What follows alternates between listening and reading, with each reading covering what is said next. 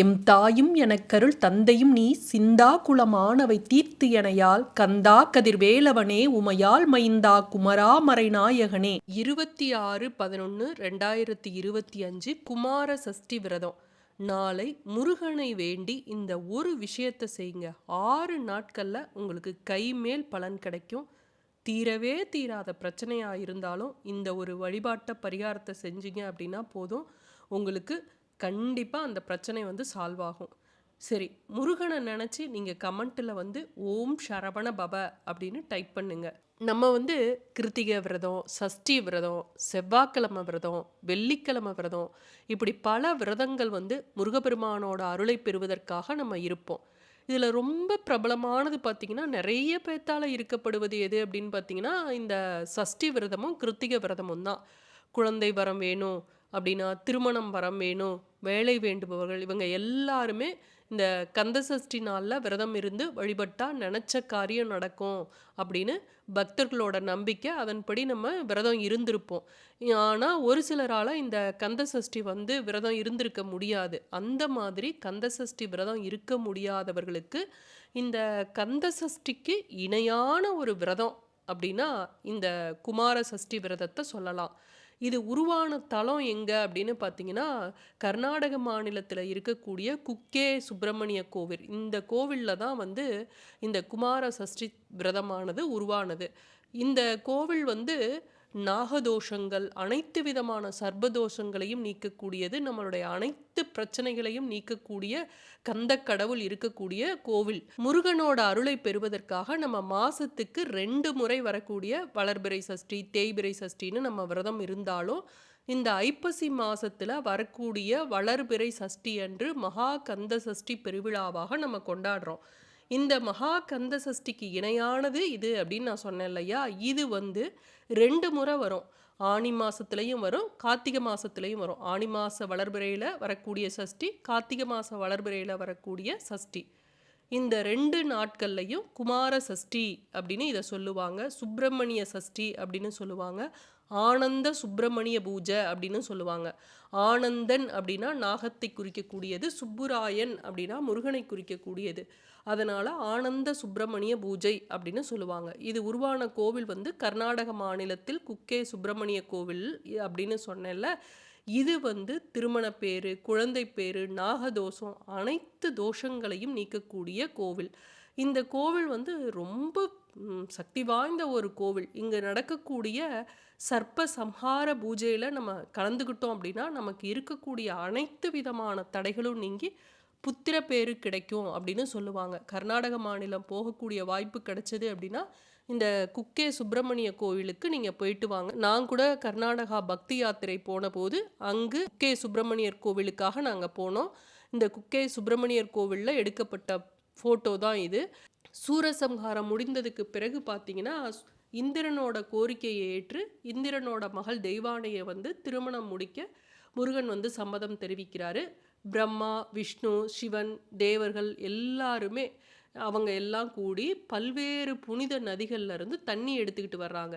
எதுக்கு அப்படின்னா முருகப்பெருமானுக்கு அபிஷேகம் செய்வதற்காக. அது மட்டும் இல்லை, அந்த முருகனோட வேல் இருக்கு இல்லையா, அது சூரபத்மனை வதம் செய்த பிறகு, அசுரரை வதம் செய்த பிறகு அந்த இரத்தக்கரை அந்த முருகனோட வேலில் படிந்திருக்கும் இல்லையா, அதனால் இந்த தண்ணீரில் பலவிதமான நதிகள்ல இருந்து எடுத்து வந்த தண்ணீரில் அபிஷேகம் செய்து அதை கழுவுறாங்க. அப்படி அபிஷேகம் பண்ணுறாங்கல்ல, அப்போ முருகப்பெருமானோட திருமேனியில் இருந்தும் அந்த வேலில் இருந்தும் அந்த தண்ணி போகுது. அந்த தண்ணி போன இடம்தான் இந்த குமாரதார நதி. இந்த குமாரதாரா நதியில் நம்ம நீராடிட்டு இங்கே இருக்கக்கூடிய குக்கே சுப்பிரமணிய கோவிலில் சுவாமியை தரிசனம் செஞ்சோம் அப்படின்னா நமக்கு இருக்கக்கூடிய சகலவிதமான நோய்களும் குணமாகும் அப்படின்னு சொல்லுவாங்க. இது ஒரு சக்தி வாய்ந்த நதி. இங்கே இருக்கக்கூடிய முருகனை நம்ம வழிபட்டோம் அப்படின்னா ராகு கேது தோஷம், நாகதோஷம், இப்படி பலவிதமான தோஷங்கள் நீங்கும். இதற்கான காரணம் இன்னொரு பதிவில் பார்க்கலாம். அதற்கு ஒரு கதையே இருக்குது. முருகன் இந்த நாகங்களை எப்படி காப்பாற்றினாரு, இந்த நாகங்களுக்கும் முருகனுக்கும் என்ன தொடர்பு இருக்குது அப்படிங்கிறத இன்னொரு பதிவில் பார்க்கலாம். இப்ப இந்த பரிகாரத்த நம்ம எப்படி செய்யறது அப்படின்னு நம்ம பார்க்கலாம். இந்த பரிகாரம் செய்யும்போது நீங்க ஒரு நெய் தீபமானது ஏற்றி வைத்துக் கொள்ளுங்கள். 2 தீபம் தான் ஏத்தி வச்சிருக்கணும். முருகப்பெருமான்ட்ட ஏத்தி வச்சிருக்கணும். 1 அகல் விளக்காக இருக்கணும். அததான் நான் ஒரு நெய் விளக்கு அப்படின்னு சொன்னேன். நீங்க இன்னொன்னு வந்து எண்ணெய் ஊத்தி கூட ஏத்தி வச்சுக்கலாம். நெய் தீபம் ஏற்ற முடியல அப்படின்னாலும், சாதாரண விளக்காவது நீங்க ஏத்தி வச்சுட்டு செய்யுங்க. ராவு காலம், யமகண்டம் இந்த நேரத்துல செய்யாதீங்க எந்த ஒரு பரிகாரத்தையும். இப்ப ஒரு வெள்ளை ஷீட் நல்ல பியூர் ஒயிட்டா கோடு போடாத அன்ரூல்டு ஷீட்டா இருக்கக்கூடிய ஒயிட் ஷீட்டை எடுத்துக்குங்க. இதுல மஞ்சள் 4 கார்னர்லையும் வச்சுக்குங்க. அடுத்து பிள்ளையார் சொல்லி போட்டுக்குங்க. அடுத்து உங்க குலதெய்வத்தோட பேர், உங்க குலதெய்வம் பேர் என்ன இருக்கோ அதை எழுதுங்க. அதை எழுதிட்டு அதற்கு பிறகு நீங்க ஒரே ஒரு வேண்டுதலை சொல்லி தான் நீங்க இந்த பரிகாரத்தை செய்யணும். இது பரிகாரம்னே ஒன்றும் பெரிய அளவில் ஒரு காசு பணம் ரொம்ப அதிகம் செலவு இல்லை, ஒன்றும் கஷ்டம் இல்லை. இப்போ எனக்கு 4-5 வேண்டுதல் இருக்குது, அதெல்லாம் நினச்சி இதை செய்யலாமா அப்படின்னா செய்யக்கூடாது. வீட்டில் இருக்கக்கூடிய ஒவ்வொரு நபர்களும் வேணா வேற வேற பிரார்த்தனையை செய்யலாம். இப்போ உங்கள் கணவர் ஒரு பிரார்த்தனைக்காக செய்யலாம், நீங்கள் ஒரு பிரார்த்தனைக்காக செய்யலாம், உங்கள் குழந்தை ஒரு பிரார்த்தனைக்காக செய்யலாம். இப்படி வேற வேறையே செய்யலாம். யாரா இருந்தாலும் ஒரே ஒரு வேண்டுதலை நீங்க நினைச்சு அதை செய்யும்போது அந்த வேண்டுதலானது சீக்கிரம் பலிக்கும். இப்போ அந்த ஒயிட் ஷீட்ல வந்து நீங்க இப்படி ஷட்கோண கோலம் போட்டுக்குங்க. நடுவுல ஓம்னு எழுதிக்கிங்க. ஒவ்வொரு அந்த நட்சத்திரத்துக்கிட்டையும் சரவண பவ அப்படின்னு எழுதிருங்க. எழுதிட்டு நீங்க ஒரே ஒரு வேண்டுதல், அந்த வேண்டுதல் இப்போ வந்து எனக்கு குழந்தை வரம் வேண்டும் அப்படின்னா அது 6 முறை குழந்தை வரம் வேண்டும் அப்படின்னு எழுதணும். மனசுலையும் நீங்கள் அதற்காக மட்டும்தான் அன்றைய நாளில் நீங்கள் பிரார்த்தனை பண்ணணும்.